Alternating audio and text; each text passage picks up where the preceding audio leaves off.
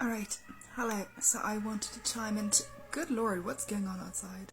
Alright, so I wanted to chime into regarding the whole Amazon Lord of the Rings of Power new series on Prime debacle and debate, because that has been a bloody shit show.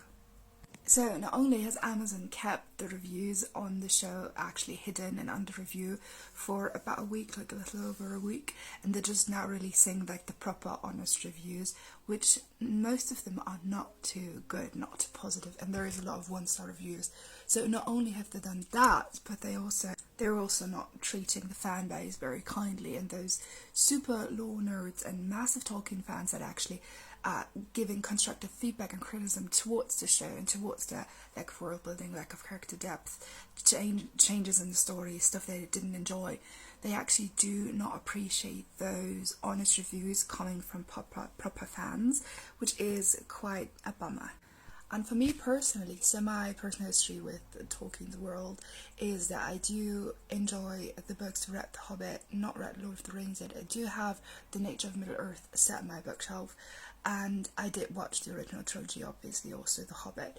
But I do know quite some stuff about the world building and the lore, but I'm not a massive fan, and my knowledge base is like alright, but it's not stoned up. But with the Rings of Power, they actually expect you as a viewer going in to already know a bit about the Second Age, but then they don't bother going more into depth and detail later on in conversations, for example, between Galadriel and Elrond, right? And I can only imagine how disappointing it must be for a proper fan to like look forward to this very lore-heavy series and then them just not delivering. And also in terms of like movie and media studies, for the first time ever, I actually picked up on the fact that most characters fall quite flat in their like characterization and the lack of personality and like traits. And also the CGI isn't the greatest, which I was quite surprised about, because it's the most expensive series to ever be produced for television ever, and it frankly just does not look great all the time. Also, there's these really weird transitions. Right.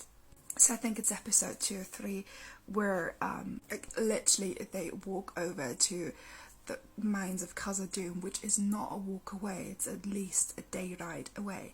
But they leave the scene and it cuts over to the next scene. They just enter around the corner and they arrive at Khazad-dûm. It's such a weird like transition there, and the way that time moves and movement of time is depicted is so odd. Like the pacing is just odd, and yeah, I do not know what to think. I'm underwhelmed, honestly, right?